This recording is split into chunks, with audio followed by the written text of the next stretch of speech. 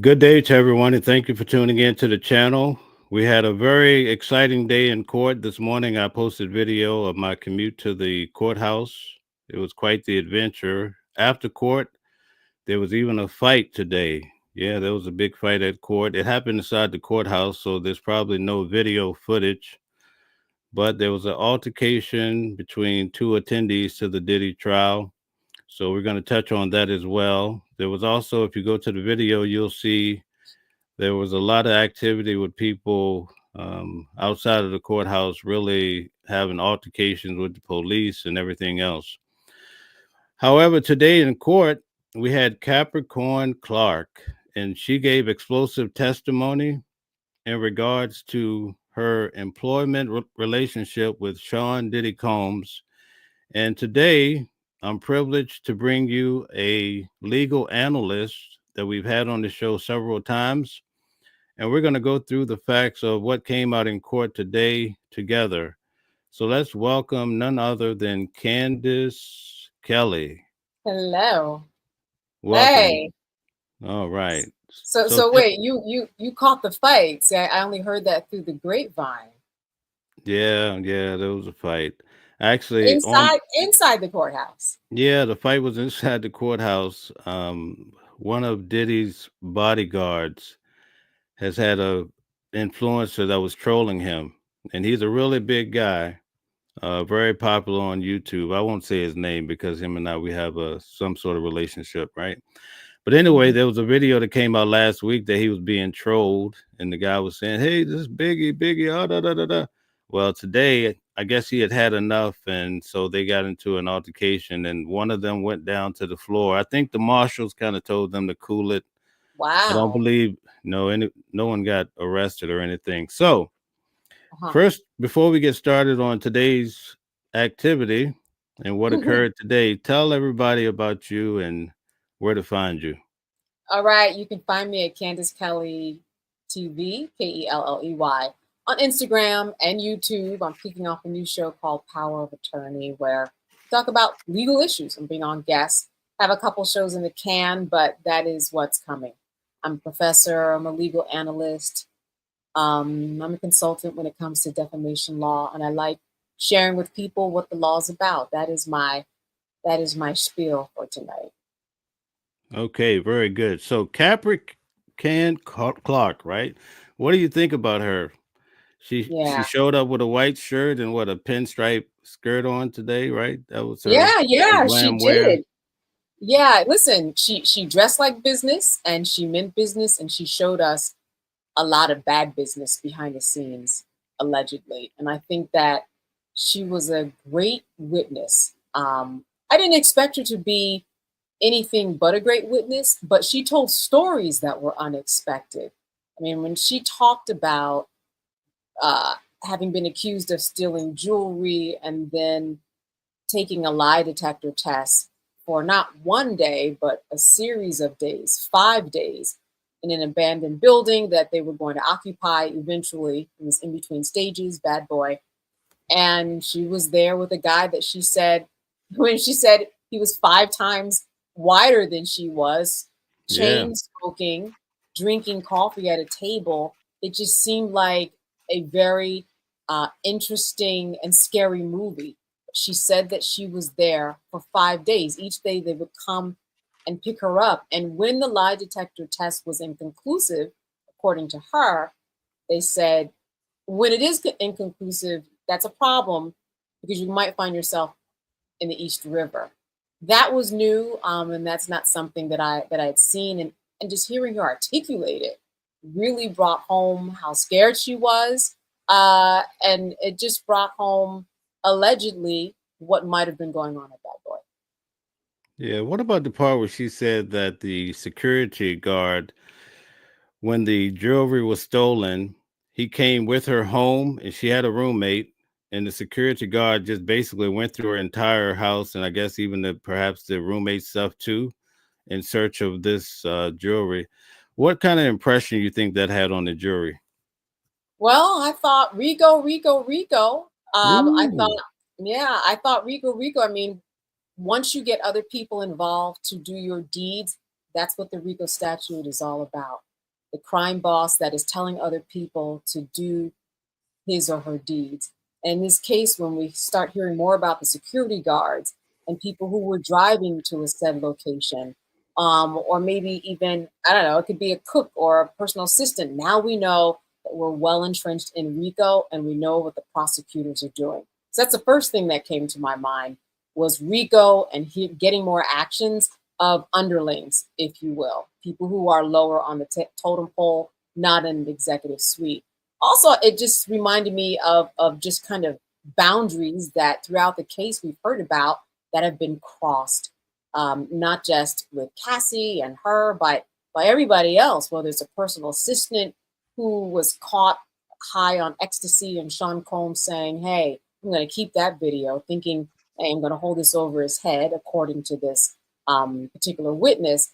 I just thought about boundaries and having someone go upstairs to your apartment where you're sharing it with someone else and having them rummage through your stuff.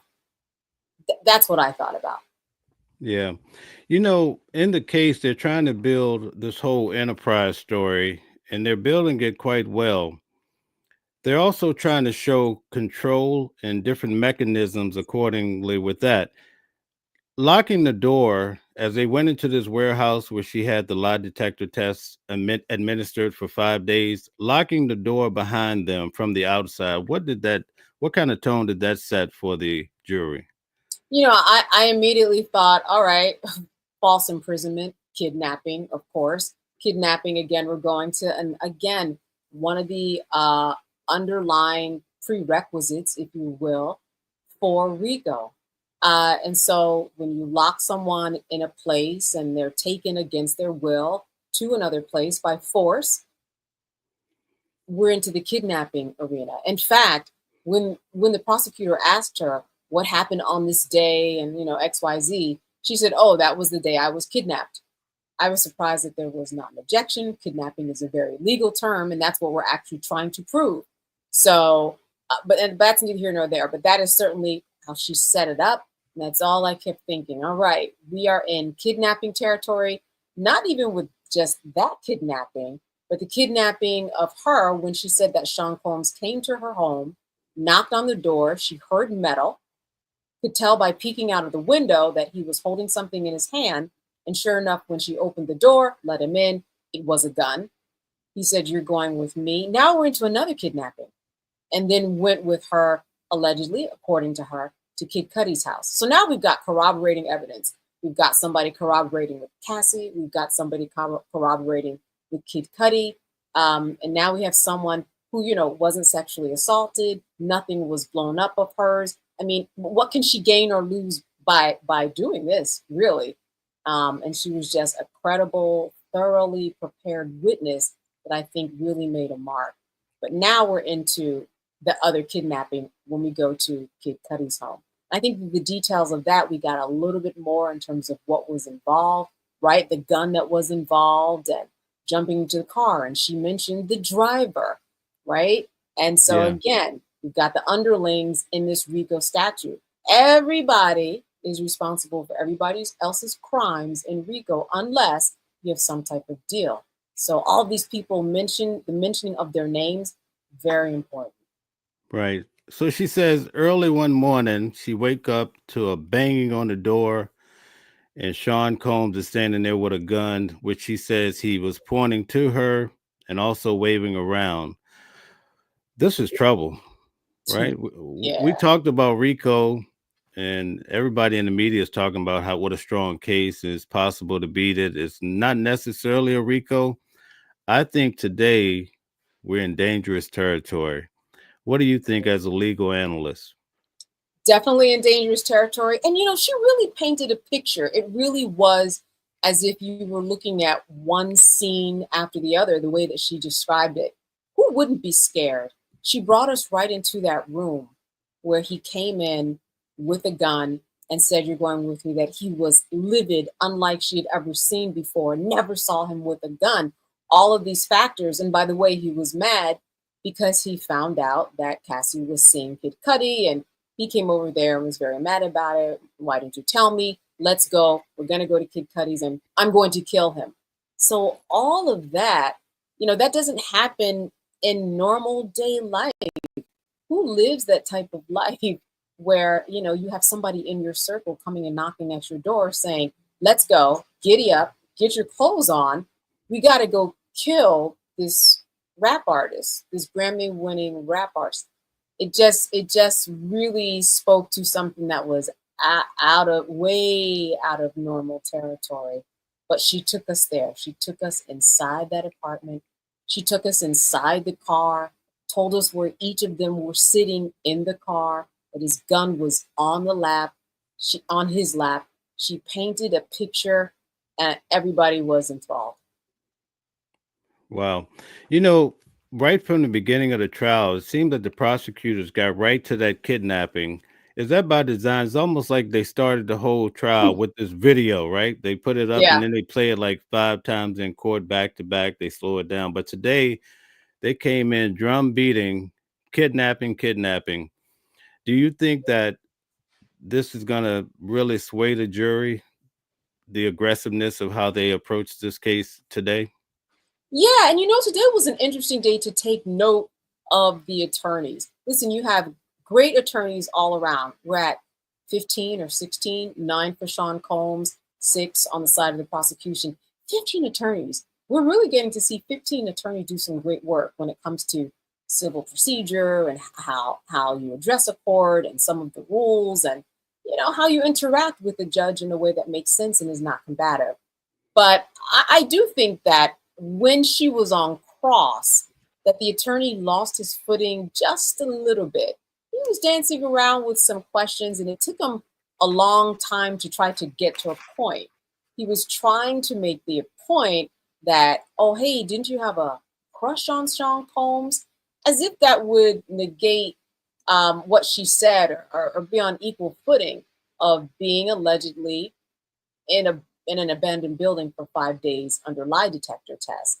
I mean, it really didn't. It just really wasn't a good showing. He's an amazing attorney, but it wasn't a good showing today. He was trying to, really needle her for things, but she wasn't really falling for it. I did understand one point. So as you and I were talking, we talked about these 5 days that she was in this abandoned building and that she would go every day. The security, his personal bodyguard would come pick her up and then take her to this place where she was locked in. He did point out, okay, so you went here every day, 5 days. As in, does that make sense? Can we believe you that 5 days in a row you got up, got dressed, waited for the Mr. Security Guard to come pick you up to this abandoned building, and every day you willingly did this? You drove a little bit of the point home, but she was just so solid in her answer. She said, yeah, she was scared. She was scared about her body being in the East River.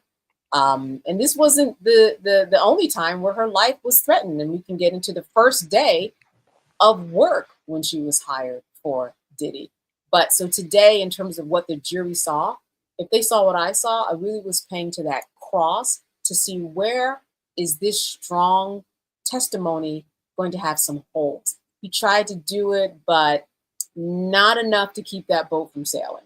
Exactly. We're on the same page. So listen, I'm sitting in court, right? Yeah. And they draw this picture out like a movie. So the guy is walking her in, right? Up to the 6th floor or what have you. There's this big man sitting at the table, train smoking. Doesn't it sound like The Sopranos? It seemed like a mob It movie, right? did. Right? It, Didn't it they? did. It's by design almost, right? Yeah, it really did. And I think that all of that imagery that she was conjuring up, imagery that we're very familiar with. We were talking about this yesterday and how we think of RICO, and obviously we think of the mafia. And her painting that picture really got me in that zone. Like, this is something that would be in a mafia movie. And of course, it makes sense because guess what? Many of the things that they've talked about are indeed mafia-like. Now, is this a mafia? No. Interestingly enough, though, right? One of his groups, Junior Mafia. But it just kind of speaks to the types of things that they were doing that we associate with mafia behavior. So that's what came to my mind too, that yeah, this is very much like a movie. This is not normal behavior. This is something that is a movie story arc. And that's what we got today. It really was like watching somebody describe a movie. Remember when she talked about her first day uh, at work with Sean Combs being brought to a park, and Sean Combs and his bodyguard said, "Hey, we understand that you have an affiliation with Suge Knight that we didn't know about, and we want to let you know that if anything happens, we're going to kill you." Again, just kind of imagery and things that you just don't normally hear on a regular Tuesday. It's just really nonsensical and unfortunate that if this is true, that she would have to live in that space her first day, her first day. Right. Do you think it's strange that they are nemesis and she worked for Suge Knight and then went and worked for Sean Diddy Combs? What are your thoughts? Yeah, very interesting, right? It's a small world, it's a big world when it comes to the music industry, especially back, we're talking 2004 to 2011 or 12, and even after that. So the fact that she was affiliated or worked for Death Row Records and, eventually went to a part of Jive after that, then there was Bad Boy. We're not talking about a whole lot of record companies back then. So I think it made sense that hey, she crossed lines with another very popular record company, Death Row. Suge Knight happened to be there. She also mentioned that one of her friends is a baby mama, as she put it, of Suge Knight's baby. So it's a small world. I don't think that was anything behind that or any intention. She just happened to come over there, and as she said, you know what? Maybe looking back, I should have been more revelatory in who I work for. But it really sounded like she wanted to please him, be a good worker, and really learn. She said that being in the midst of Sean Combs was like going to a business school because she didn't go to college. She said that her parents died very young. So we got to hear a little bit of the human aspect or the human side of her in telling her story. Because there were points where she was going back and forth working for him at some really tumultuous points, but then returning to work for him. And I think in her eyes, the way that they built it up was, hey, this is someone that she didn't have a college degree. This is someone she knew that he was great in terms of marketing and ideation, as she said. She felt like she had felt someone that was her match in a sense. And so with that in mind, it made sense. And she told kind of the full story. The prosecutors brought out who she was as a person, who she was as a friend, and who she was as an executive, and her aspiration to just do more, in spite of what she says were some really crazy things going on behind closed doors. One of the pictures they're trying to paint is this whole thing in the RICO about forced labor. And I noticed Yes. it has come up several times during the case, right? Yeah. Today No, they showed, absolutely. yeah, they showed how she was working basically like 24 hours, I think she said, right? Maybe Yeah. some days she would sleep 4 hours, the other day she would sleep two. Yeah. Do you And that think, four do you, hour day was a good day for her. right? Do you think that forced labor is really going to stick in this case for her and some of the other peoples that work with Diddy, for You Diddy? know, it checks the boxes, but then it's for the jury to decide whether or not it checks the boxes enough. In other words, she wasn't getting paid for her work, and we also got a third party involved, somebody from HR to say, you know what, I'm doing the math. You're owed, I think, was it $80,000? Yeah, it was Yeah. 80,000 in 3 months. Yeah, you're owed $80,000 in 3 months in overtime. And as a result, this is due to you. Let's get Sean Combs in and let's kind of sign this off. And Mel, what did he do accordingly? Okay, oh, hold on. I got a prop. I hope I don't need this. Yeah, Diddy tore what he did he look, do? Diddy tore her little paperwork up, That's right. right? Right? So there's your prop for today. Isn't that something? I think you froze.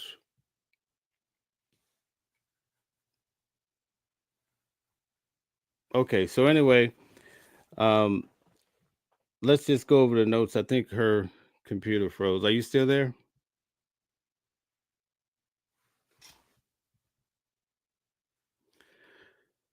I think we lost her. All right, so maybe she'll be back. Give me 1 second here. Let me see if I can get it back on. There were several aliases that Diddy was using to get into these hotels. Are you still? I don't know what happened here. Okay, maybe she'll be back in. So there were several aliases that Diddy was using, such as Frank Black and also Frank White. And in this particular case, he had Kim Porter going to the hotel rooms and using the same alias as Cassie used, which was Jackie Starr. And she talked about how she would often advance the rooms because David, the executive assistant, talked about how he would advance the rooms. He would fill the rooms with clothes, toiletry bags, a camera bag. And oftentimes with this toiletry bag, they would have baby oil and also lube. And for some reason, Diddy wanted 50 candles in the room. And in the medicine bag, I think she's trying to come back in. Yeah. Yeah, I lost you there for a second. Yeah. Right in the middle of you performing Sean Combs ripping off. Yeah, maybe that's what caused it. But anyway, I'm gonna retract for a second and just go over what I just said so we're on the same page. So I was Okay. telling them how and maybe we can talk this out because this is very interesting. And I'm tying it back because my mind works. I hear the whole picture and I put things together. Did you pick up on the fact that she said she would set up these hotel rooms and that Kim Porter was going to the hotel room and Kim Porter was using the alias Jackie Starr, the same alias that Cassie said she used? How does that work? Yeah. I picked up on that. I don't know if many people picked up on it, but so I guess he had an alias just for the woman with him, right? Right, with him. So, that's consistency. I guess you don't want to get that confused for anybody because let's say I'm just being practical here. You're with more than one woman, just keep it under one name so nothing's confused and nobody finds out about anybody. Not that I'm preaching that, but I'm saying that's probably the logic behind that, not to be even messier. But yeah, that was interesting in terms of the Kim Porter setups and what she had to do to set everything up and how we get this thread again of drugs. When people ask me about the case, oh, what's most surprising? What is most surprising to me in terms of a through line is the fact that so many drugs were involved and that by any other standard, he would be, as his defense is saying, he's a drug addict. And so that if he does go to jail or if he doesn't go to jail, he probably is going to be a part of a program in order to overcome that. Of course, he's in jail now, going through withdrawal. I'm sure that they're doing something for him in that regard. But that's going to be a part of the program and a part of the remorse process for him in order to clean up. Because in every single witness, we see that thread of ecstasy, ketamine, MDMA, cocaine. We see a lot from every single witness that we've seen. But I did catch that too about Kim Porter. Now, I've always been a big Notorious B.I.G. fan. You know, it's just my favorite rapper of all times. But he Uh-huh. will often say Frank White in his songs. So Diddy is going by Frank White in the hotel rooms. He's going by also Frank Black. We saw when the hotel room was raided when he was picked up in New York by the feds, Homeland Security. On the medicine bottle, he had Frank Black. So what do you think this whole Frank Black alias? You think this building a big picture that it's just some sort of fraud? Does that fall into that category? No, I think that people can use aliases for their protection, especially when they're getting prescriptions. Maybe he took the sticker off. I don't know the backstory of that, but I do know that at one point his prescription was used to a point where Capricorn Clark, when they were in the south of France, I think, had to go get a prescription because he had maxed out his prescription. But I don't have enough of the backstory on the names Frank White, Frank Black. What we do know is that was the name that he used, and that everybody has said that, so that these drugs, by all accounts so far, have been attributed to him. Right. What do you think about they talked about the when she would clean up the rooms after the freak offs, there'd be handprints of baby oil on the wall and on the furniture. What in the Right, world? right, right. Wait, and a velvet Yo. wall at that. I went to reach for my phone, which we can't have in the courtroom. Let's take a look at these rooms that have velvet walls. That's what I was thinking. I was like, now which room has the velvet wall? Because then you've got the picture that's painted is you've got greasy palms on a velvet wall, right? The baby oil. And you can imagine, I don't know what type of stuff had to be going on to have your hands on the walls, but that was something that she had to come behind and actually clean up. Another theme, let's clean up what we messed up. Does it mean anything legally? No, the mess and the sex in particular. It's just the things in and around it that, once again, someone below him or who was under him was doing something on his behalf that contributed to something that was potentially illegal. She didn't get into that and didn't talk about a freak off. That wasn't her story, but we get that same through line, and it's a reminder, oh yeah, that is what Sean Combs does, allegedly, according to many, many witnesses. Now, does that tie into the hotel manager saying the other day, I think it was Thursday, that they would require $1,000 deposit because the rooms would normally be trashed after Sean Combs would use the hotel room? Yeah, that ties in. That ties into him, okay, at the very least, just being disgustingly messy. And then at the most, that the baby oil throughout this whole process has represented freak offs.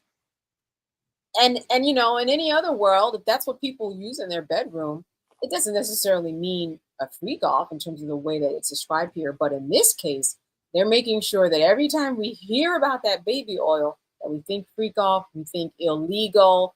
And that's been happening since the feds went to his homes and busted down his door, that the baby oil means freak offs. So that's what the prosecution is trying to do by saying, yeah, he might be nasty, but freak off probably, because ding, ding, ding, baby oil is the magic word. And they keep that going in the jury, that these were happening all the time. In fact, she even said today, Capricorn said, about once a week, that's when they happen, and that they would last 3 or 4 times, 3 or 4 days in a row. Mel, weren't you thinking, how are you getting business done? Like, how is anybody getting business done if he's going once a month, once a week? Which one was it? The bottom line is 4 days at a time. How are you getting business done in that week? That's a big disappearing act. Yeah, Cassie said they were having one freak off a week. You know, Yeah. every day when I go into the main courtroom, I sit in my little special seat that's a little more comfortable, right? I guess they upgraded me.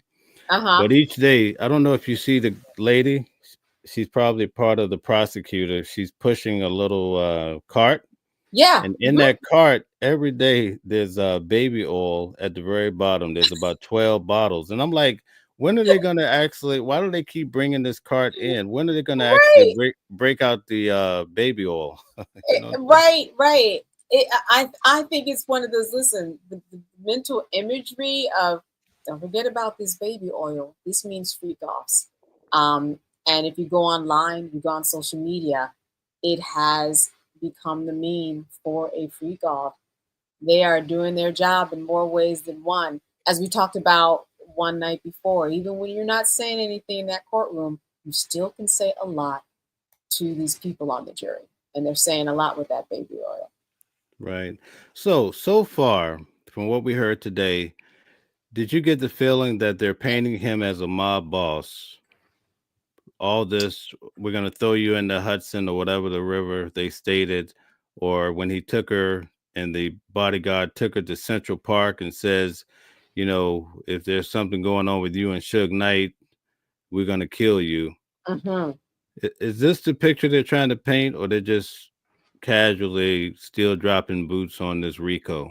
Yeah. You know what I think they did today with all this imagery that happened and really kind of painted the picture was for those people who don't understand RICO in the sense outside of a mob boss, it allowed the prosecutors to invite jurors and even folks in the gallery in to say, well, if you didn't get that, get this. This is some mob boss territory. East River, kidnapping, lie detector, let's go kill Kid Cudi, guns, forced labor. Okay, if you didn't understand RICO now, when you're only associated with Godfather, you got to get this at the very least. And I think that they were able to drive that point home, not only because of anything that they did, but because according to her, that's what happened. And it was very mob bosses, very movie-ish, and gave people a way to really understand and see it through a different lens that, again, we talked about last night, that we've been trained in. RICO means mob boss. And today we heard some mob boss stuff for real. And a lot of dots were connected for people who it may not have connected with before. I also get the feeling that she's being coached because they paint this whole narrative of how Diddy is controlling everybody. Yeah. And they told this story today how Diddy, Laura London, and Capricorn Clark, they were all somewhere in LA, I believe, at his house or what have you, and Cassie. And he was like, for some reason, this is why you can't have a man, but you need to be able to do this. And he brought Cassie in and said, stand up, sit down, turn around, go over there, and then leave the room. And Cassie did all that. And then Diddy said, this is why you bitches don't have a man. That's right. Right. That's right. So, right. Did the prosecutor, you think they're controlling the narrative and telling them what to say? Because that really shows control to the T. Yeah, it does. So domestic abuse is all about power and control. And then when today, what we're talking about in terms of sex trafficking, we're talking about coercion and fraud and force, right? And for someone who can be able to pull somebody from the next room and have them, if she would have barked like a dog in Coming to America had he asked, right? Like that. And she did everything that he said, not only showing his power control to those people in the room, but reminding Cassie, I can display, again, allegedly, you in front of other people. You belong to me. Sit down, stand up, turn around, go over there. You belong to me. Power and control, meaning he had so much. Did she have anyway? And it kind of shows the disparity between what he had and what she had in front of guests in the home. Right. Drugs is a big part of this case. In fact, today, you remember the story? She said she was in the south of France. I don't know if that was the time she was with Rihanna, but anyway, Diddy had requested some cocaine. Yeah. And she was like, she felt some kind of way because that's how her mother died. And then the defense, objection. So why did they get into a frenzy about that statement about that's how the extra verbiage about that's how her mother died? Well, they don't want that prejudicial value coming in. Her mother died. Well, now you're getting into, all right, wow, Sean Combs' death just by affiliation. And that's not what this is about. Nobody died because of drugs here. So they don't want that to be implanted in anybody's head. That's not what we're talking about. And it also really humanized her. And they don't want that either. Let's just stick to the facts. Let's stick to the drug purchase, which you ultimately got in your name. But don't bring about death, because that is not what this is about. This is not about somebody potentially dying because of drugs. They could have. We actually heard of an overdose, right? With Sean, but that's not what this is about. So they want to make sure things stay focused. Right. Now, as I'm sitting in court each day, I kind of listen to details. I'm a pretty nosy guy, right? But I noticed that each witness has described different set of drugs that Diddy was using. Cassie did not, like today. She really touched on ecstasy, Molly, cocaine. That one instance, but then Cassie gave a large array of drugs, and then the assistants they each gave a different set of drugs. Yeah, yeah. Does that I affect think the case? yeah, I think that is the case, and I think that's just the case of the buildup. What we see with Cassie and Sean. Remember when we heard from Carrie Morgan, her roommate, how Cassie never even did drugs, but then we saw the buildup. Sean Combs, she took us back to 2001 or 2002 when they first met. He was just doing ecstasy, but then there was a buildup, and that's what we're seeing. That it just increased over the years to where we are. And I just think that's just the timeline of what happened. It makes sense that maybe I don't know. The more popular he got, the more power he felt he had, the more drugs he took. But there definitely was a buildup of two people who hardly did drugs all the time to drug addicts. Not today, but at the time that all of this, that the height of all of this was going on. Because Cassie said she went to a program. I'm assuming in some way he's not getting drugs in jail, and that maybe he's Right. clean on some level. I'm not sure. Okay. So we want to ask everybody to hit the like button, share, and subscribe if you like the material. And I also like to have you state who you are and tell us about you for the new people in the room. Sure. Listen, follow me at Candace Kelley TV, KELLEY CANDACE, to learn more about the law. I'm a legal analyst. I also teach the law, and I also work on defamation cases. So I like to inform people. Mel, you did not mention. Did you mention your New York Times article that you were in? I'm sorry. We No, got we got to talk about that no, for one no, minute. no, Can we do no. that? All right. Yeah, I mean, how did that happen? I mean, listen, out of all the journalists, which there are dozens, they found you. Yeah, they found me. They said this guy with this New York Yankee hat and suit on, we're gonna choose him. Maybe Yeah, he'll maybe he'll stop wearing that silly hat. That's what they said now. yeah. It didn't work. They should It know it does, didn't work. no, they can't stop me. They won't stop me. So yeah, they asked me to do the article. It's been like a week process, and then Okay. at the last minute on Saturday night, she had reached out to me to ask a few more questions, and I answered. But they were intrigued about my first night, how I went there the day before, like around 5 o'clock at night, and I stayed all the way to the next day to get into the courtroom. Wow. But now I run the line, so Now it's you run the line. Y'all have to see Mel in this line. He runs the line. Okay. yeah, yeah, I run Yeah. a lot of things, yeah. But that's just how it goes. Yeah, That's but great. thanks for bringing that up. Um, Sure.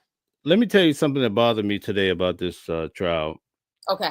When she was talking freely, and she's a woman of really light complexion, you can't really tell by looking at her, at least I can't.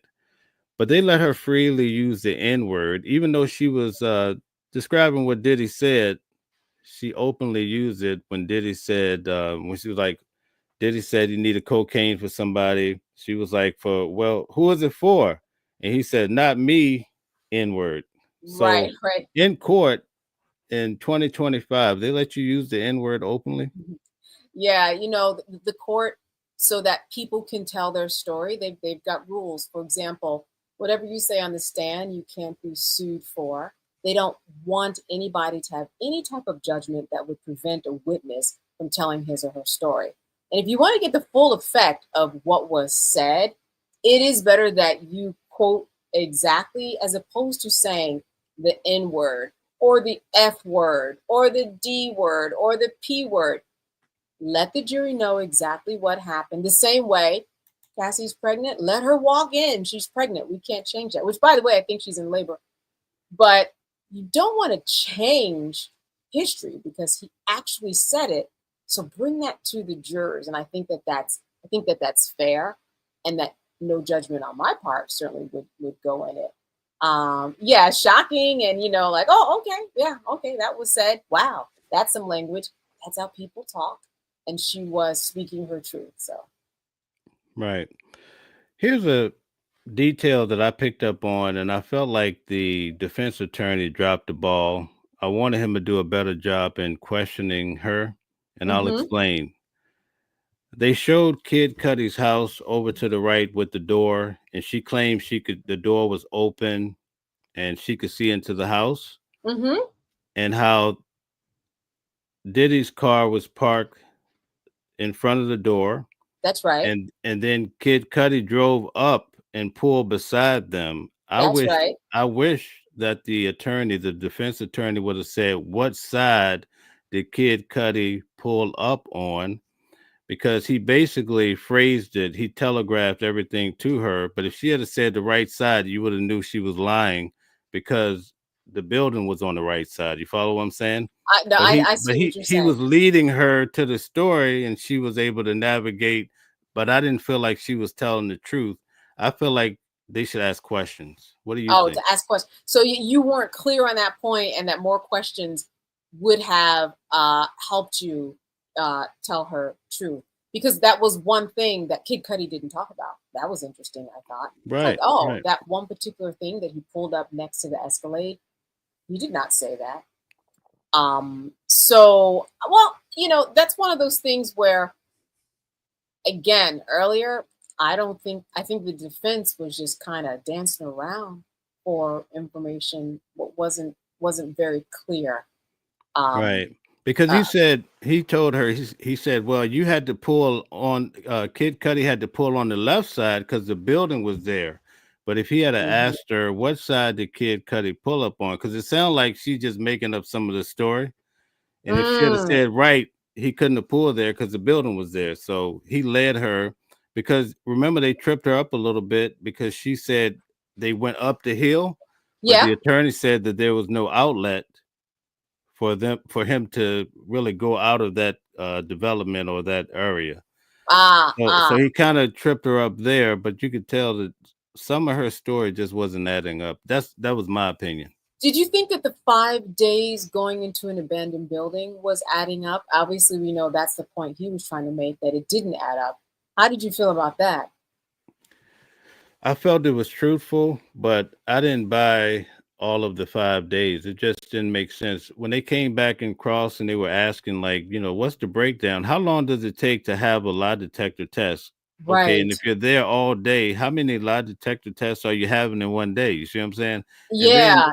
then she's trying to make it up, and a lot of times she was trying to cater her story to the questions being asked at hand. You see what I'm saying? Yeah, yeah. Yeah. Sometimes you can overtrain a witness so that it doesn't seem authentic. And then sometimes you never know what the truth is. That was her truth. And if you're feeling like that, I'm wondering if other jurors are feeling like that. I thought to myself, oh, he has a point. Every day they came and picked her up and they brought her to this location. And every day she got dressed and was like, yep, let's go. That seems strange. But then why would she say 5 days? If she's going to make it up, she could have just said 2 and it would have been effective.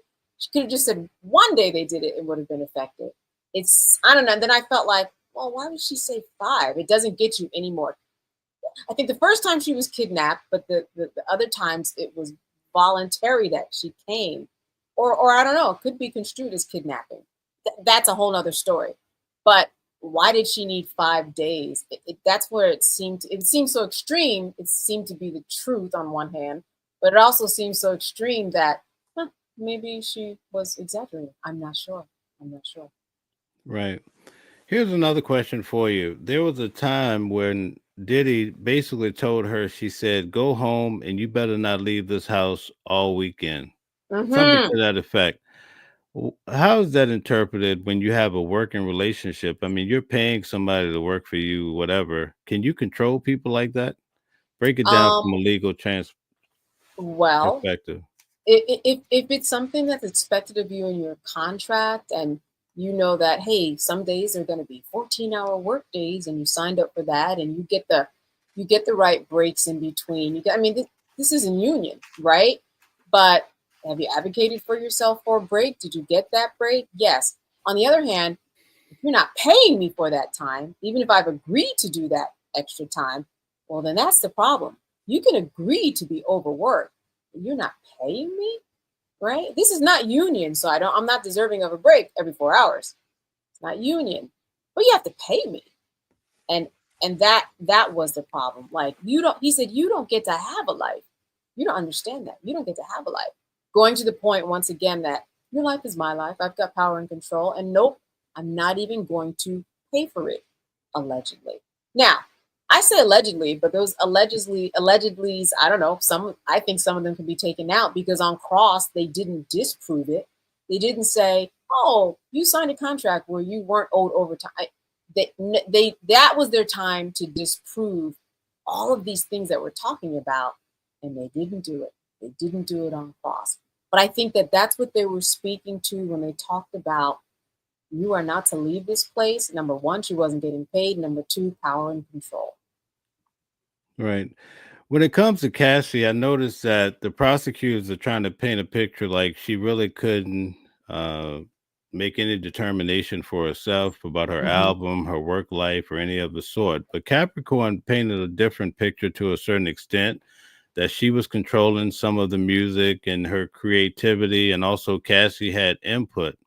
Yeah. Now, one other part to that, Diddy's the boss. So why are they harping on him when he is the top of the organization? And as a producer and a songwriter, or what have you, it's his job to approve things. So I just don't understand why the prosecution is going that angle. Well, I'm the prosecution, and I'm saying, all right, you've got a 10-year record deal in over 11 years, one record. What is she going to be recording till she's 92? That doesn't make any sense. All right. What is she going to do with her cane in the studio? Why is he seemingly holding these albums and other things over her head? Right. That's a financial power that, what if she started making money enough to where everything she was eating and all her housing was actually being paid by her? Well, that's a lot of control that you're giving away to her. Translation, I'm not trying to let you have that. No albums for you, even though there's a 10-year album. One album in 11 years? That literally, that math is, you're in your 90s cutting records. That is something worth bringing up in deliberations. Why was that? He hired someone for her. He always had the last word. She signed a record deal. Where are the records? Where are the records? Right. So today I sat with a body language expert. She's going to be coming on the channel with us over the weekend. So that Oh, should be wow. exciting, right? But she had a good observation. She said that she noticed with Diddy that the jury was eyeballing him, especially, let's say, like when Cassie's on the stand. Yeah. They would look at Cassie and they would do a jerk neck and look at Diddy to see his response. Yeah. And so she said the best thing for Diddy to do is to basically try to ignore the jury and just sit there and focus and not try to show too much expression. Mm-hmm. Why don't they have a coach for Diddy through such a big trial like this? Or maybe they do. Tell us. Yeah. Well, they definitely have a jury consultant. In terms of coaching and what he should and should not do, there's jury consultants who also read body language. They often will stay throughout the whole thing. And attorneys will also tell their clients, don't have any reaction. We don't want people to read anything in it. But there were a couple of times where Sean, kind of lightly shook his head, like, no. Or whatever the translation. For me, that was, no, it didn't happen. To someone else, it could have been, can't believe she's telling this. Or that's not how it happened. Who knows? But that is why no reaction is the best reaction. But his body was really telling on him, which it often does. You have a natural reaction to something that you just don't like. See him trying very hard to sit there, but the best reaction is no reaction. And I'm sure that someone has told him that. It's just hard to, those bodily instincts, it's hard to control them. On my side of the courtroom, because you and I, we sit on opposite sides, right? You're part of, yeah, you were over the other side. I noticed that when she started crying and talking about her experience, maybe there was a little mix match there. So a lot of people on my side of the courtroom would they weren't buying her crying. Did you see that, or what were your thoughts? You know what? What I saw was someone who was very emotional at times, where she thought she was really trying to be a good employee. Like at the time where she was talking about these emails, she asked for his forgiveness, right? and she was crying. She just really wanted to work for him. I saw it as genuine, and she wasn't crying throughout. That would have been really different. There were big alligator tears throughout. But she held it back. She didn't overdo it. Did you think it seemed a little bit forced or made up? I think when they were asking her questions and she got caught up, because it was only on cross that I kind of felt like they had hemmed her up. And so in order to get out of it, she started with this whole crying business, which You know to what? me, it was a little bit Yes. too much for me, but that could be just my observation. No. You're exactly right. I was thinking about direct. You're right on cross, and he even had to pull back a little bit and say, okay, it's all right. She really, she was good, So yeah, I don't know if that was real or not, but it certainly was timely, and it certainly showed that she, had a mastery of what she was trying to tell. Could it be seen as something that wasn't genuine? I didn't see it that way, but that timing of when she was crying caught him off guard, because you don't want to look like you're hammering someone who's emotionally vulnerable. And not saying that intentionally worked out, but it certainly was good for her that he was not in full attack dog mode on her, because she did seem a little sensitive. So all around from A to Z, I think for her, a very good witness. Something that stood out to me is that they met with her 2 days ago. So that means last week. Yeah. So are they prepping her with stuff that other witnesses have brought out in this trial? Why Are would you they talking meet about with? the defense or the prosecution met with her? I think it was the prosecutors. Oh, okay. Yeah. That's what I was saying. Wait a minute. Yeah, the prosecutors, what they will do is normally a day before or 2 days before. The reason why it was so many days before is because of the weekend and the holiday, or else it would have happened the day before. Because you want to make sure that your witness is sharp. Normally, like when I'm prepped to be a witness on cases, it's an 8-hour day. We go through everything. We go through everything that they might ask you, everything. They're going to trip you up on this. And then we go through mock cross. We go through responses. We go through, no. Just answer the question. They didn't ask you that. Let us ask you that. It's the same that we were doing, to make sure that, there's a certain flow that you have. You have to let that prosecutor lay a foundation. And you don't want to give away too much information, because it will just be object. And that gets in the way of the process of masterful directs. So she met with them as well she should have, because this is all new to her, I'm sure. I don't think she's been on the witness stand before, and you need practice. Even when I go every single time before, because it's a new case, we spend 8 hours going through it the day before. Yeah. Right. Let me tell you something that I noticed about this trial too. The prosecutors, they bring up their witness, which are women, right? Mm-hmm. The women start crying. They don't offer them tissue. They don't offer them anything. They be like, get over it. Answer these questions, right? The defense is coming out. The defense comes up, these men, and they says, dear, do you need a tissue? Mm-hmm.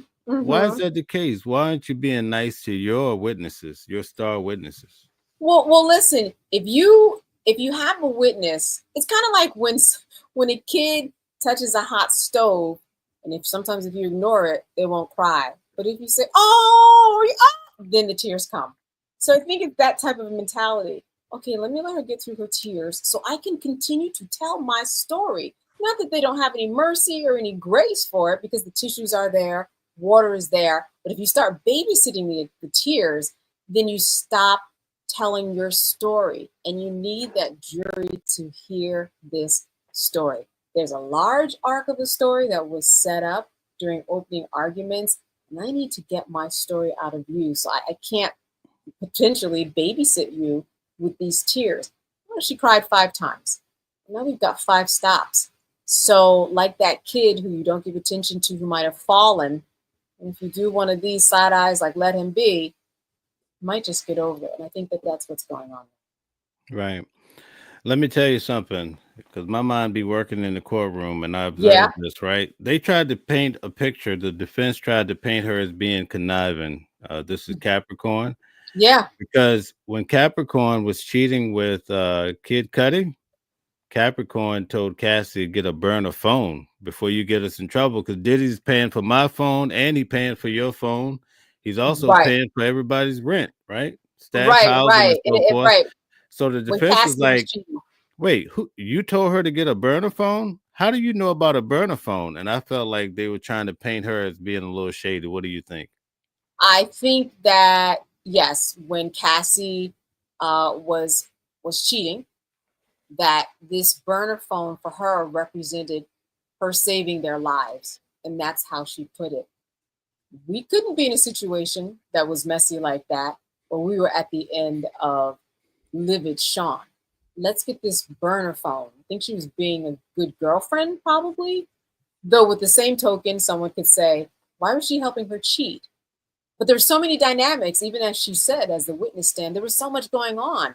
Like you can't parse it all in one, day on a witness stand. So many dynamics, so many people, her job and her money is all wrapped up. Eventually he was paying for both of their housing. And so I think that for her, it was just an act of self-preservation. And that's how she explained it. We need to live through this thing. So get this burner phone and let's be safe.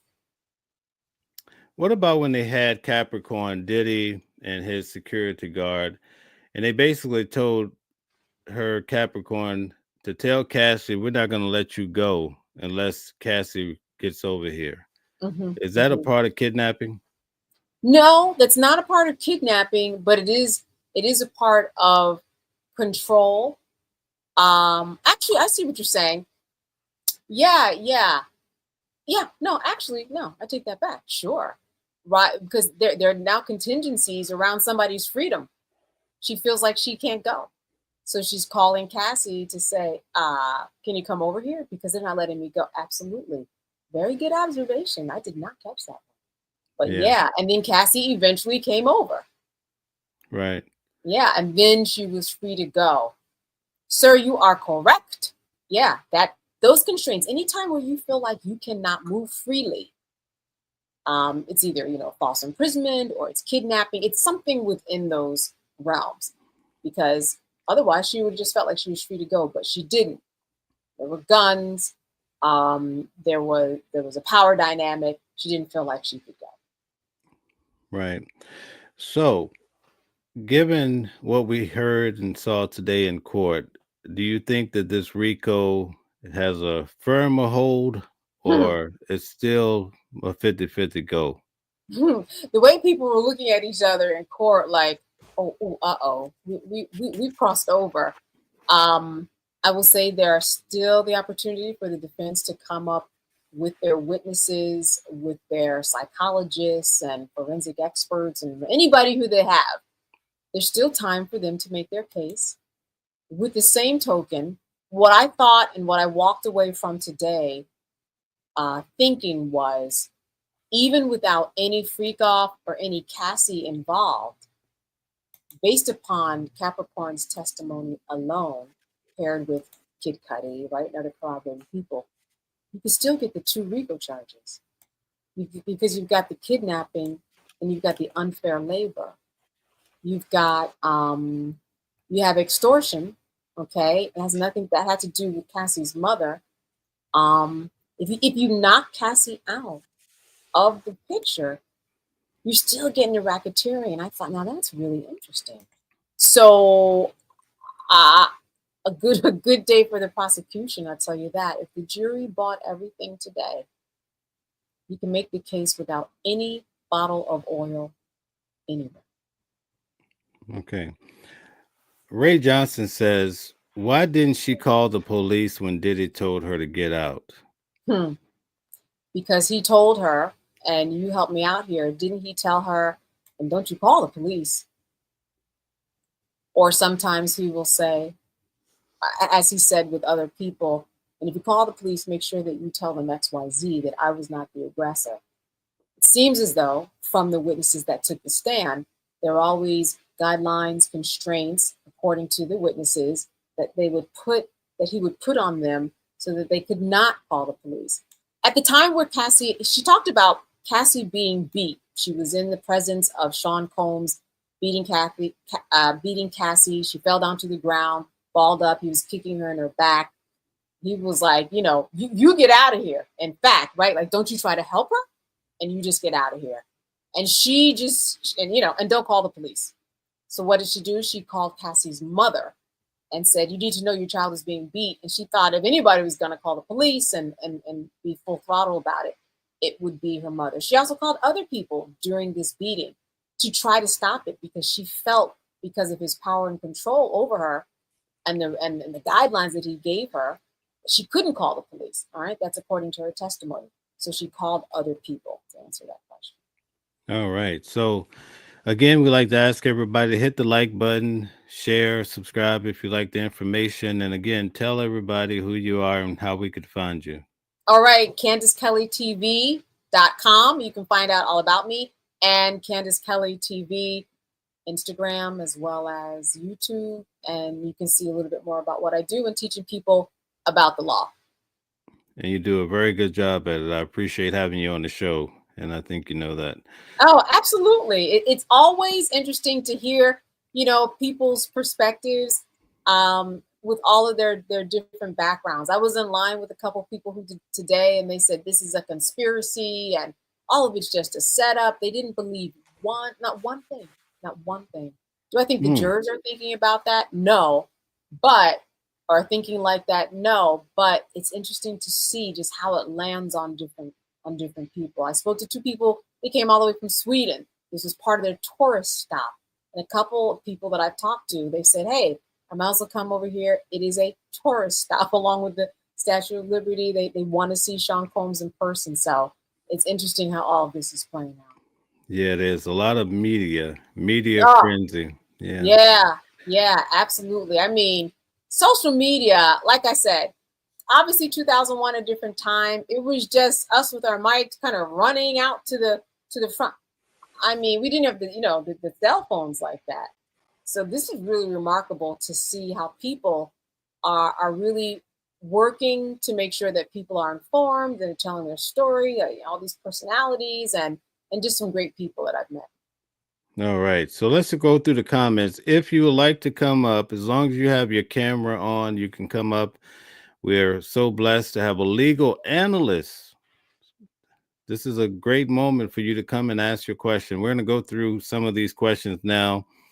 Nick Shorts BB Remix says, yes, you are a wealth of information. Thank you, Candace. So you get a shout out from Nick's. I thank you. Shauna Ray said, do you think that Trump will pardon him? That is one of his only ways out. And that is an option. Remember, back in the day, and I'm sure that people can understand this, Sean Combs knows Trump. In the rap world, remember the way that Trump was making his rounds in rap videos and how highly received he was in that world at the time. There's absolutely a chance that he would be pardoned on some levels. Problem is, it wouldn't be a full pardon. It would only be a pardon on federal offenses.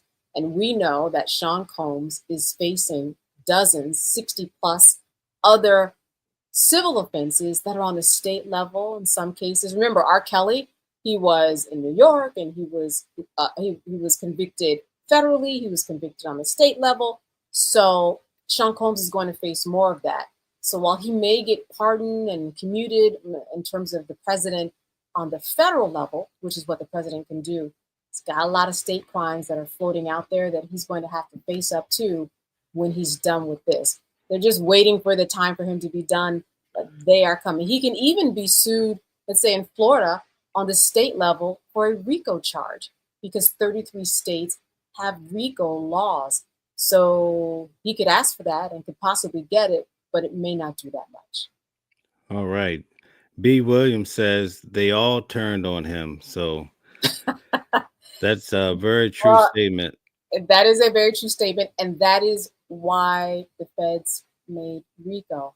That is why the government made RICO, so that they would have a tool for people to turn on each other. It's kind of doing exactly what it set out to do, whether you like it or not. That actually was the goal. Right. Ray Johnson says, but she called 3 different people. I surmise he's talking about when Cassie received a call from Capricorn when she's at Diddy's house, and she also calls Laura London, and then Right. eventually she calls the police. They really tied her up at that point. I felt like that's a point where she got squares, and I think if they had lingered on that thought with her, she would have fell apart more. Yeah. What do you think Something was wasn't there? adding up. Oh, you, and what wasn't adding up for you? She couldn't, number one, she forgot she had called Laura London, Yeah. or she didn't own up to it until they pulled up those transcripts. And that's what most of these people are falling apart from. They make these testimonies, and then here comes the defense, and they pull up statements that they haven't said it, and they had 12 different. How do you have 12 different interviews with the feds? Mm-hmm. And then all of a sudden you're bringing up something 2 days ago, so it Right. seems like this is what they're using to shred everybody apart. What do you Yeah, think? and memory is a very easy thing to shred somebody apart on, which is why you have practice or rehearsals, if you will. But when you think about it, I mean, what time exactly did you get to the courthouse today? What time exactly? Someone could trip you up on that. I thought you Right. ran the lines. That's what you said. You know what I mean? Like the memory, as well as bias, consistency, as well as attacking someone's character. That's how you impeach a witness. And so they're just going for everything.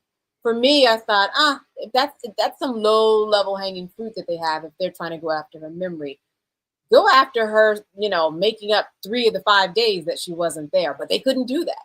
They couldn't do that. So, you have to go after the memory or something else that makes a person look a little shaky so that their credibility is questioned. All right. Demetrius Young, a good friend of mine, says Diddy ran a cult. They no longer have their own mind. Hmm. Right. Well, cult is interesting. I think about Dawn Hughes, who was the forensic psychologist who testified, because she has testified in the Nixon cult with Kenneth Rainier. And she's not that she spoke to that, but I could see how that could be construed as that, because certainly there were a group of, now we haven't heard about any of the men, but so now in terms of these victims, a group of women who were involved, they really couldn't find a way out of it. But I think that has a lot to do with the abuse. Though I see his point. I see his point. Though legally speaking, this was the best way for the prosecution to go if they were going to get him. Okay. We also have Jacqueline here. She came on last night. She was Oh, hey, upset with Jacqueline. We know Jacqueline. she's the enforcer. She keeps everybody in line at the courthouse and in line. I think she was there today right after the fight that happened in the courthouse, and I heard her checking a few people, telling Oh, them to wow. keep it together out there. She has Yeah. she has such a In the powerful voice. courthouse.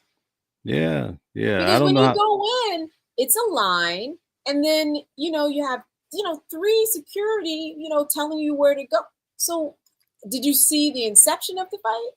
Yeah, they were leaving the courthouse, I and see. last week, Diddy's bodyguard, he's being trolled. He's a very big guy, and Yeah. Oh, his former. I know what you're talking about his because I saw former, him when yeah. I left. So Yep. the guy was trolling, just he's a comedian, right? So Yep. today there was some hands put on the laying of hands, and we're not talking about church. Amen to that. We are Yeah, not. yeah, man down. It was a tough moment on my video on my live. So Yeah. what happened is the fight happened, but it's not recorded by phones because we can't have our phones in court. But Right. the cameras in the courthouse caught it. But the marshals, they weren't tripping on it. So then as I come out, I'm filming live. So I get the guy who was fighting with the bodyguard, Uh huh. and he explains about this whole thing, this beef he's having with another. I think it's Tisa Tales. So he's going off. He's talking about Tisa Tales and this and that, and how this whole thing materialized. And then he comes to me and he showed me where the bodyguard broke his his bracelet. Oh my And then goodness. I go around to some other friends, that just courthouse friends, and they explain how they saw the individual go down. It's crazy. Everybody was turned up trying to figure it out. But I Wow. was probably the only one that caught the reaction right after the fight. So it'll be interesting to see tomorrow if there's anything done about it. Wow. Listen, the worst thing you can do if you're going to be in this industry, and even if you don't consider yourself a journalist, um, is never be the story. Never Right. be the story in terms of, in that regard. Never be a part of the story that is making headlines in that way. That's the worst thing you can do. You're supposed to be, an observer of things happening to you. So that's Right. terrible on a lot of different levels. Look, after I'm going to call you because you're going to give me all the names. Yeah. Yeah. Because I'm sure there's Definitely. some folks that I know. I'm going to guess when I get on the phone with you a little bit later. I'm going to guess. Big security guard. So He's a big B guy. Williams has asked the correct name. I'll just leave it at that. B Williams in the comments has asked the correct name of the individual. So yeah, that's who it was. At any rate, let's see here.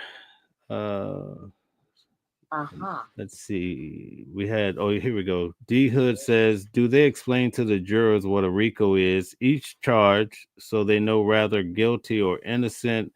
Because a lot of people slow and don't know the feds is proving RICO on Diddy. Mm-hmm. Yeah. Yeah. They will give jury instructions that are very specific about the law, and they will repeat themselves. They will ask questions during deliberations. They can get the answers from the outside. They might ask about a piece of evidence. They absolutely go over it with them. Because he's correct. You have to be a law student who's, ready, willing, and able to take in all this legal stuff. These are people who are there all day. Then they go back home to their families, right? They have to deal with somebody and go to graduations and proms that are happening. So they're tired. To have the capacity to take all of this takes a lot of work. At probably what, $35 a day, $40 a day. So yes, they explain it to them very, very well so that they get it. Because what they're going to get is a sheet where they have to go through and they have to check off. Do you think that this person met this requirement and this requirement? All right. If so, he's guilty of violating the Mann Act. Did they meet this requirement? There's an actual sheet that they have to fill out. Oh boy, And that's tough. it Mm. is tough. That's That's gonna why, be. I don't know how you can get around that. I just don't. I don't know. yeah, it's tough. Again, they have time on their defense side to try to make their case, but it is tough. And I got the sense that what's his name, Mark Agnifilio, Right. he was a little exhausted today. I think he was like, Yeah. he just, he was trying to come up with his questions, and he's a tight attorney, but Capricorn just really laid it down where you're just like, She was oh, the best. She was better than Cassie to me. She was the she most was. damning witness so far, and Yeah, I think it was devastating. yeah, On a good absolutely. note, Diddy got a haircut. He Yeah, was able to get a absolutely. haircut, so Yeah. that was a positive moment for him because he hadn't had a haircut the whole trial. So, Yeah, yeah, yeah. Saint Germain, shout out to you. He says Diddy is cooked. Mm. Well, after today, and again, we don't know what's coming. After today, I would be thinking a lot in my cell, like what is going to become of me and my life. So someone made a good point. Well, nothing's going to become of him. After this, he's facing all these lawsuits. This was just in line. And we were talking about, yeah, you've got 60 plus lawsuits waiting for you. Even if he gets off, he's not done. He's not the marketer and the bad boy this and the fashion this anymore. He's got to tend to these cases. tend to his money, and tend to his family. So it's there's going to be, listen, Kevin Spacey was recently at a film festival. I think it was Cannes. Now, remember, he got off, but there were a lot of people who said that he molested them, right? A series of men. People thought he'd never make a comeback. It's on the red carpet. I'm not saying that that's the equivalent of Sean Combs, but Kevin Spacey was taken through the mill for years, and he's back. So you just never know. Wow. Amazing. Shout out to D Hood Realer. Says Fed's about to take all P. Diddy money. We talked about that yesterday on the show, how the RICO works and for assets, right? That's right. And he's correct. They will take it all. All right. So listen, we both have to get up early in the morning to go back to court. So yeah, you've done wonderful. Shout out to Uda the Great Uda on the go. He was supposed to come up, but perhaps we'll get him on another night. But thank you so much. absolutely. I appreciate having you. It's always a privilege, and we have a lot more good shows coming. I think we're going to do a defense where we're going to argue the defense of Diddy just to give people the other perspective. Yeah. We're going to be doing a show with the body language expert. That's going to be good. She's going to break down Cassie and Capricorn Clark and whoever comes on the stand tomorrow. She's out of North Carolina. And she's really efficient at what she does as well. So shout out to her. I want to hear her break her down. Her name is Blanca Cobb. Blanca Cobb, and she's all over law and crime. And we're going to be having quite a few experts. We're going to have a psychologist come on to look at the case another way as well. So it's always a pleasure. Tomorrow's another long day in the courtroom, so let's get some rest, and we'll do this again another day. Thank you all for tuning in to the channel. We appreciate you. Would you like to say something in closing, along with telling everybody how to find you and your teaching? I know tomorrow that we're supposed to hear from some firefighters and other people to kind of do that corroborating evidence. They said they're going to bring out 4 witnesses. I'm at Candace Kelley TV, Kelley on Instagram and on YouTube. Okay, very good. Ray Johnson, shout out to you. I've been seeing him at the court.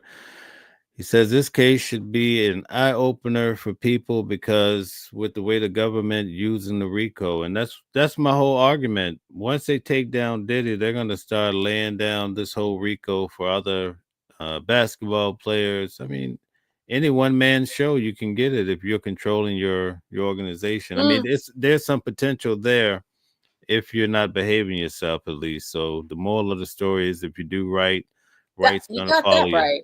If you do wrong is going to follow you. So I guess we have to do what's right? That's right. That is the bottom line. You won't have any RICO if you're not out there murdering and throwing Molotov cocktails. As my grandmother said, if you keep your hands to yourself, right? There you go. Right. That's it. Right. That's right there. That's thank everybody for coming on tonight and also participating in the comment section. We appreciate each and every one of you. Please hit the like button, share, and subscribe if you like the information. We're going to be bringing a lot more incredible.